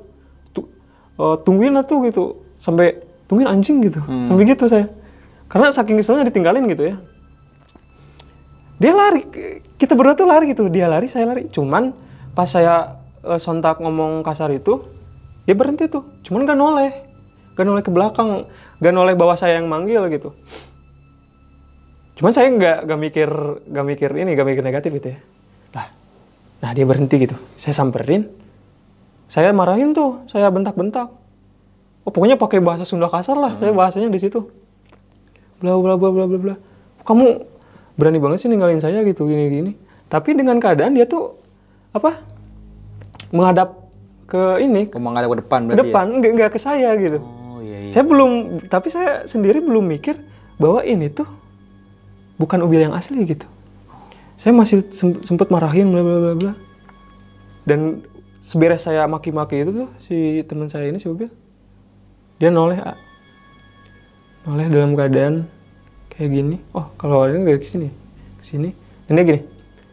Dari pembentukan wajahnya ya, yang saya masih inget tuh, itu pucat. Kita bibir normal merah, itu benar-benar putih ke sini. Dan dalam tatapan kosong dan senyum sinis. Saya merinding. Kayak gitu. Astagfirullahaladzim. Itu saya yang tadinya berdiri, dek. Astagfirullahaladzim. Saya langsung gini lagi, langsung nunduk lagi. Ini saya udah mikir, ini bukan Ubil, ini bukan teman saya. Astagfirullahaladzim. Saya langsung gini. Dalam keadaan kayak gitu, posisi saya duduk, saya baca-baca. Saya masih lihat ini kakinya masih ada di depan saya. Masih lihat. Astagfirullahaladzim ini baca-baca. Cuman di atas kepala saya ada suara tuh. Jal. Itu kenceng banget tuh. Jal. Lah, ini ada yang manggil nih. Jangan-jangan ini si Ubil nih. Pas saya dari pandangan saya kan, karena saya bisa dibilang lihatnya kayak gini lagi masih ada nih kakinya gitu. Pas ngedengar suara dari atas kepala saya gitu, Jal, mana gitu.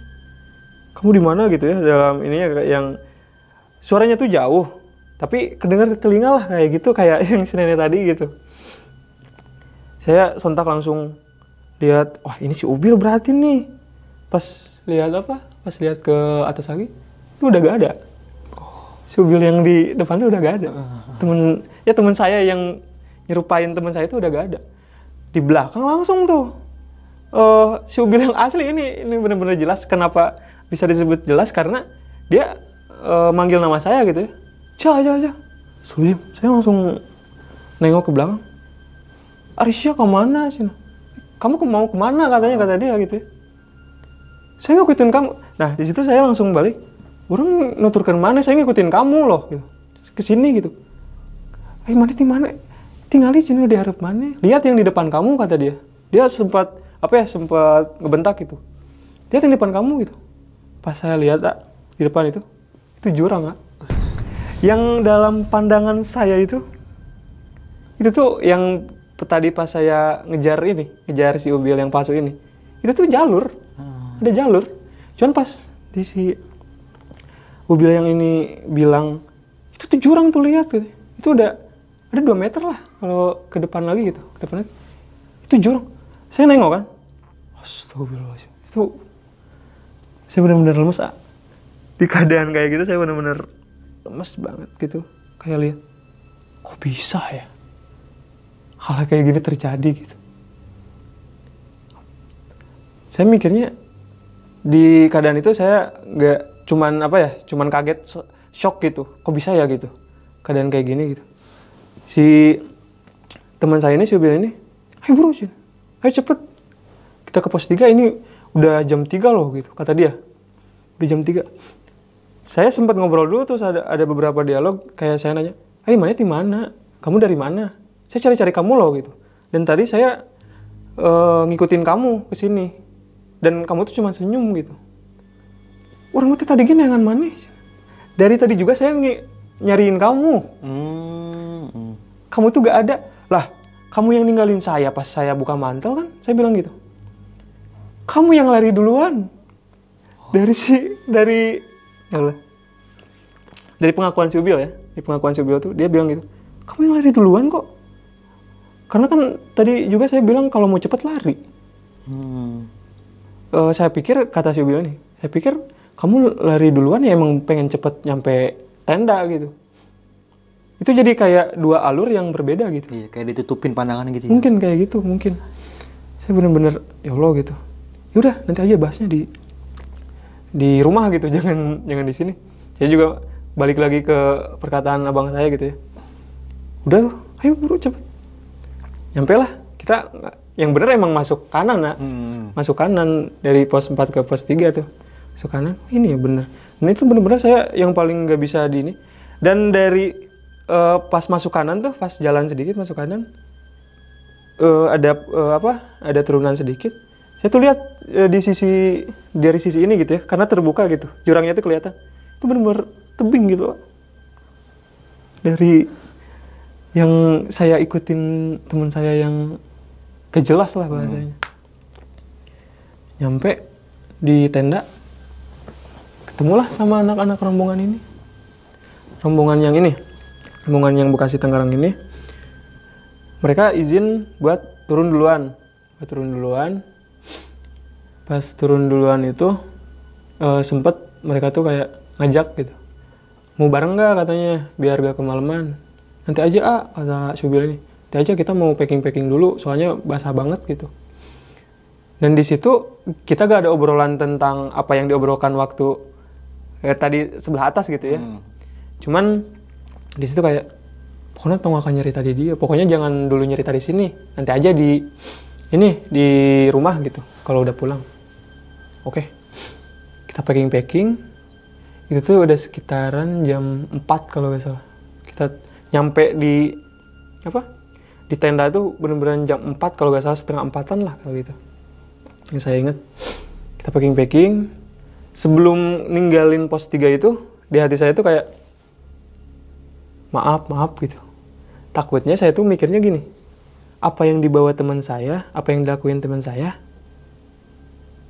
itu tuh jadi efek buat pendakian saya dan teman saya waktu itu gitu. Iya. Saya lebih mikir ke situ gitu kayak, kalau di kultur keluarga saya tuh kayak harus punten-puntenan gitu. Kalau udah apalagi harus sedikit berdoa lah biar tidak terjadi apa-apa lagi gitu. Sampai saya mikir kayak gitu, maaf kalau teman saya gini bla bla bla, saya mikir gitu. Udah tuh, saya pamit ya Cikuray gitu, kayak di dalam hati tuh. Pamit ya Cikuray, saya mau turun. Insyaallah nanti saya kesini lagi gitu. Dengan sopan lah, dengan adab gitu ya. Sampai pulang lah dari pos 3 itu menuju pos 2 kan. Pos 2 ngelewat jalur yang biasa gitu. Karena yang tadinya kan dari jalur pos 2-nya kita kan udah salah jalan dulu gitu. Ke kiri itu ya? Iya itu. Nah saya sebelum turun ke bawah tuh, saya sempet di dalam hati tuh, maaf gitu. Takutnya teman saya atau saya punya salah gitu. Maaf ya Cikuray kayak gitu. Nanti saya insya Allah datang ke sini lagi dengan sopan, dengan adab gitu. Saya sempat mikir kayak gitu. Turunlah dari pos 3 ke pos 2 ini. Setelah itu tuh saya mikir, saya udah minta maaf.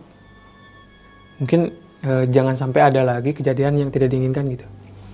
Di pertengahan pos 3 pos 2 ini, saya tuh duduk, saya masih ingat, duduk sama Syubil ini istirahat gitu. Di bawah pohonnya tuh gede gitu. Di bawah pohon dan rumput gitu ya, udah rumput gitu. Kita duduk, senderan keril kayak gini. Ini ketemu lagi, tapi ini berwujud. Tapi saya masih mikir di situ ini manusia biasa gitu. Karena dari perawakannya, dari pembentukannya, cuman dia pakai kaos oblong, kotor-kotor. Saya pikir itu petani. Kita lagi duduk, tiba-tiba ada Jadi kakek-kakek itu nyamperin kita dengan nawarin 3 rokok linting. Mungkin dalam kesimpulan positif saya, dia kenapa nawarin karena ngelihat kita istirahat tanpa ngerokok. Mungkin dalam pemikiran positif saya gitu ya. Iya. Cuman saya juga berpikir negatif karena dia tuh tanpa ada ngomong apapun. Nak. Dan yang jadi anehnya tuh gini, teman saya kan ini senderan berdua gitu ya. Dia di sini, saya di sini. Dia main game, sempet main game untuk istirahat, main brawl. Iya. Main game. Dia tuh gak ngeh kalau ada kakek-kakek yang nawarin rokok. Tanpa ada satu kata pun dari kakek itu gitu ya. Cuman saya ngeh, kan saya gini. Ya kayak dia cuman gini dari kakeknya kayak ngalurin tangannya kayak gini. Di tangannya tuh ada 3 rokok linting, rokok yang pakai tembakau gitu. Pakai ya. Kaung ya gitu kayak gitu. Saya bingung kan, kumaha kek, gimana kek gitu. Dia gak jawab, dia cuma gini. Enggak, maaf kata saya cuma gitu. Di satu sisi pikiran saya gini, kalau saya ambil takutnya terjadi apa-apa. Tapi kalau gak saya ambil, dia udah nawarin tapi dengan gelagat aneh gitu. Dan saya memutuskan tidak ambil. Diambil yang diginiin, nggak maaf kek, gak apa-apa ada, kata saya gitu. Dia langsung ambil lagi gini, pergi. Tanpa ada satu kata pun gitu. Itu yang anehnya tuh. Lah. Dan si teman saya bilang ini, dia mana aneh tuh kata aku teh gitu. Kata saya teh, kayak kamu ngerasa aneh gak barusan si kakek nawarin rokok tanpa ada suara? Dan si teman saya ini kayak, kakek-kakek mana? Dia tuh sontak kaget gitu. Kakek-kakek mana? Lah. Itu tuh kayak, kok bisa ya gitu. Si teman saya ini tuh bingung gitu. Kenapa saya ngomong gitu yang sedangkan dalam pengakuan dia sama sekali nggak lihat kakek-kakek. Nggak lihat kakek-kakek itu. Cuman saya tuh bener-bener lihat gitu saya masih ingat loh. Saya sampai sekarang masih ingat dalam bentuk wajah gitu. Wajahnya kayak gimana gitu, perawakannya gimana. Nawarin rokok 3 linting itu. Cuman kalau udah dipikirin di rumah tuh, saya mikirnya kayak gini. Kayak ada kayak istilah kalau ada yang nawarin sesuatu dimanapun gitu. Tapi dengan keanehannya jangan diambil gitu. Saya tuh lebih ke situ, takutnya kan terjadi apa-apa. Iya. Kayak cerita-cerita lain kayak masuk ke dimensi apa bla bla bla bla gitu. Saya lebih ke situ gitu pas dipikirin di rumah gitu. Cuman kadang itu mungkin saya masih mikir ya dia main game sibuk gitu, jadi gak lihat gitu. Saya masih mikir positif. Cuman ya bisa disimpulkan juga, ya masa sih gitu, itu kakeknya gede loh gitu. Masa sih dia gak lihat gitu. Itu tempatnya luas juga ya tempatnya? Iya luas juga itu. Udah ini ya, udah persawahan. Udah persawahan warga itu. Udah masuk persawahan warga gitu. Dan dalam keadaan ketemu kakek-kakek itu, saya tetap istighfar lagi dalam hati. Udahlah gitu. Jangan sampai menunjukkan hal-hal yang aneh-aneh lagi gitu. Saya udah minta maaf, saya mau pulang dengan baik gitu. Saya di dalam hati gitu terus. Dari udah istirahat itu, saya memutuskan ke pos 1. Sampailah di pos 1, ya kan yang berbentuk kayak kolam gitu. Di situ tuh saya seneng banget, alhamdulillah gitu. Saya nyampe gitu di pos 1 gitu dengan kejadian-kejadian yang sudah saya alami di atas gitu. Nyampe di pos 1, kita duduk, teman saya duduk di bawahnya, saya di batanya, bata si kolam itu. Cikura itu kelihatan gede gitu dari pandangan kita gitu. Itu tuh udah sekitaran jam 5 lebih lah. Saya dalam pikiran saya, maaf lagi, insya Allah nanti saya kesini lagi dengan adab, dengan sopan, bla bla bla. Teman saya live IG dia masih semut-semut. Saya nggak tahu tuh sifatnya kayak gimana tadi ya live IG tuh dibarengin sama temennya gitu. Tuh saya udah baru turun Cikura ini bla bla. Tanpa yang saya sadari itu dia tuh tanpa ada beban apapun, tanpa ada pikiran apapun gitu. Yang sedangkan yang saya alami itu beda jauh banget sama yang dia alamin di atas gitu. Cuman yang anehnya di sini saya sempat nanya, karena yang ngerasain tuh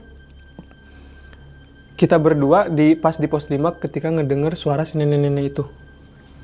Saya sempat nanya tuh pas di pos 1, Pil, kamu sadar gak pas ada nenek-nenek teriak terus kamu jawab dengan sompral gitu, dengan gak sopan gitu. Dan dia tuh pengakuan dia tuh, wah cuma ngaya-ngaya sih, ngada-ngada kamu mah kayaknya. Kapan ya, di mana? Saya kan bingung lagi gitu, yang sedangkan dia yang ngejawabnya gitu. Kita yang berdua yang ngerasain suara si nenek itu tuh, kita berdua yang ngedenger gitu. Dan dia tuh kayak, kamu ngada-ngada sih, kapan gini. Saya di situ, astagfirullahaladzim. Udahlah, nanti aja di rumah saya jelasin secara lebih rincinya apa yang saya alami gitu ke dia. Selain di situ, nyampelah di base camp sekitaran maghrib. Alhamdulillah tuh, bener-bener alhamdulillah. Dan orang-orang base camp kayak nanya, aman? Ya aman gitu. Alhamdulillah gitu. Mau langsung pulang ke Sukabumi? Ya mau. Tadinya saya tuh pengen nginep satu hari lagi, soalnya capek banget gitu ya. Cuman dalam keadaan si teman saya ini, si Bill ini punya acara lain katanya. Saya harus pulang. Dan si mamanya tuh sempat nelpon, katanya mending nginep aja, takutnya terjadi apa-apa di jalan karena capek gitu ya. Dan dia tetap gitu bersikeras, gak bisa, besok ada acara gitu, harus pulang ke Sukabumi gitu. Ya udahlah, ayo pulang. Abis sisa tuh kita udah packing, saya tuh bener-bener gak bisa ngelupain hal yang di atas, karena itu bener-bener real terjadi gitu ya, yang saya alamin gitu. Ya Allah, kirain saya udah beres tuh kendala gitu, kendala apapun gitu. Sampai kita dari base camp pamitan, bisa beres isya, kita hampir kecelakaan di situ. Hampir kecelakaan karena tiba-tiba pas kita lagi, si Ubil ini kan yang bawa motornya dia, pas lagi ngebut, rantai belakang copot, tak? Itu bener-bener gak kontrol tuh. Kalau bisa dibilang, kalau kitanya panik, dibawa panik, itu bener-bener real kecelakaan. Kita bener-bener gak tahu gak tahu ada gak enggak gitu sampai saat ini gitu. Itu bener-bener pas kenceng-kencengnya motor, pak, disitu astagfirullahaladzim, ini apa lagi gitu. Tapi masih bisa kontrol gitu. Dia agak panik alhamdulillahnya gitu. Kalau si Ubil ini panik, saya nggak tahu masih nggak. Soalnya itu benar-benar kenceng dan bisa kemungkinan terjadi itu mengakibatkan kecelakaan besar gitu. Jadi fatal gitu ya. Lah ini apa lagi gitu ya. Sampai kita turun, alhamdulillahnya nggak terjadi apa-apa.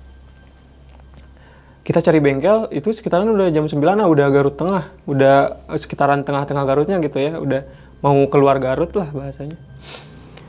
Satu sisi si bengkel ininya tuh gak ada, waktu itu tuh bener-bener gak ada. Di satu sisi juga si gear yang ininya tuh, rantai gearnya tuh ada, cuman beda gear gitu, harus punya ini lagi gitu si bengkelnya. Itu kita memutuskan untuk nginep di bengkelnya. Yang tadinya saya tuh mungkin ya gak tahu juga, karena ibunya dia juga kan menyarankan buat gak pulang gitu, tapi dia bersikeras untuk pulang. Mungkin ada kendala di situnya juga gitu, ada efek gitu. Yaudahlah, gak apa-apa, kita sampai tidur di bengkel. Tapi alhamdulillahnya jam 12 siangnya kita langsung berangkat ke Sukabumi dan langsung pulang dengan selamat, alhamdulillah gitu. Nah pas pulang tanya tuh sama mama di Garutnya, karena ibunya si Ubil ini laporan bahwa kan kita tetanggaan tuh, tetanggaan beda beberapa meter lah sama rumah si Ubil nih. Dia tuh laporan ke mama bahwasanya kita tuh nggak ke Gunung Gede, tapi ke Garut gitu. Saya senyum aja gitu. Are kemana-mana mah bebeja we, kata mama teh kayak, kalau mau kemana-mana bilang aja, jangan ngebohong gitu. Mama tuh kayak gitu. Karena perasaan mama sendiri pas selama saya pendakian itu, apalagi yang waktunya tuh lebih 1 hari gitu dari estimasi yang kita lakukan gitu. Ada perasaan ini gitu. Sewaktu saya naik gunung tuh emang ada perasaan was-was gitu. Kayak ini kenapa saya kepikiran mulu anak saya gitu. Ceritain nama kayak kepikiran wae cina, kepikiran mulu gitu.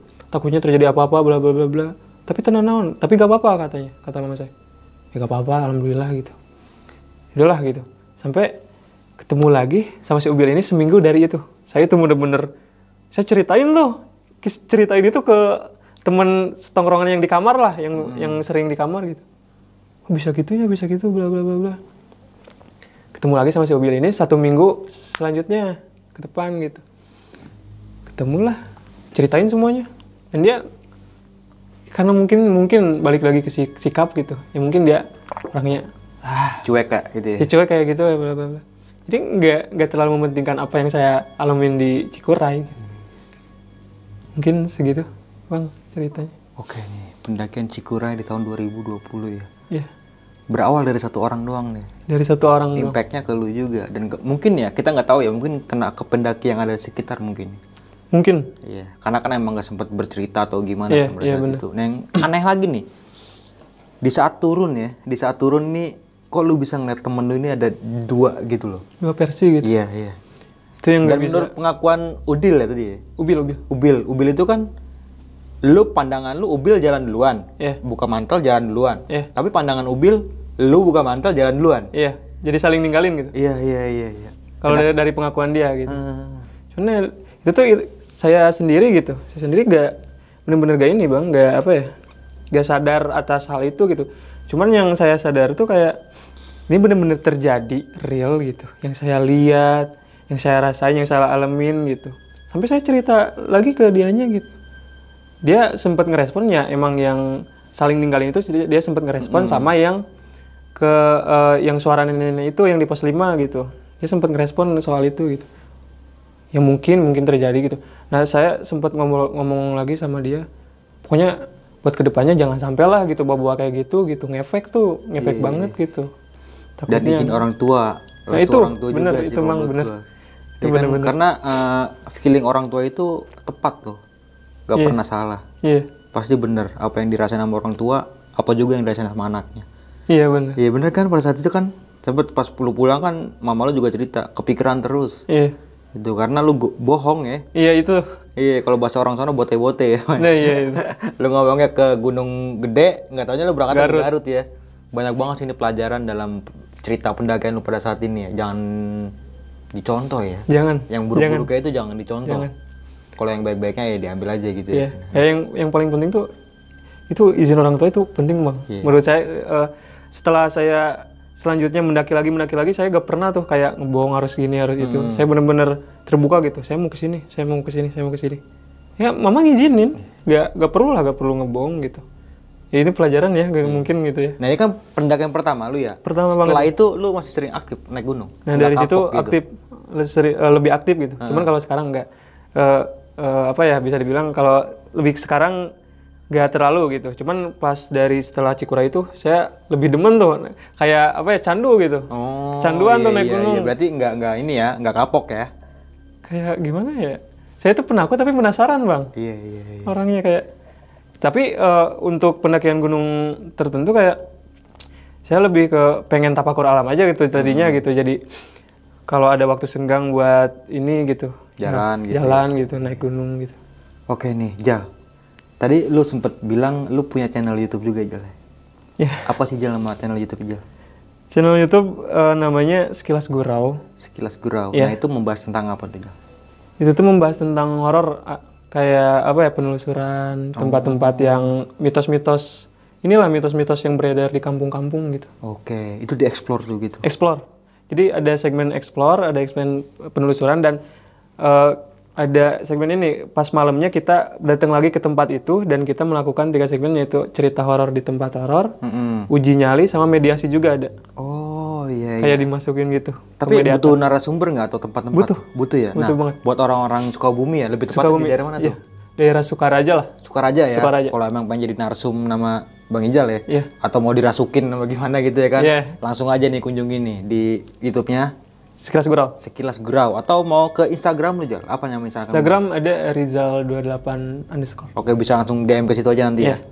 Oke nih, thank you banget nih, Jal. Sebelum kita mengakhiri video kali ini, punya pesan-pesan nih, Jal, buat teman-teman semua, Jal. khususnya untuk pendaki ya. Mungkin pesan-pesannya lebih ke khusus terhadap pendaki Indonesia atau dimanapun gitu. Izin orang tua itu penting banget itu. Kedua, adab sopan santun di gunung tuh harus benar-benar dijaga. Soalnya kita gak tahu makhluk-makhluk seperti apa yang bakal menunjukkan efek samping dari apa yang kita perbuat di gunung tersebut gitu. Oke, mungkin itu aja nih dari gua Bang Mange dan juga Bang Ijal ya. Gua pamit undur diri, sampai jumpa di video selanjutnya. Wassalamualaikum warahmatullahi wabarakatuh. Waalaikumsalam warahmatullahi wabarakatuh.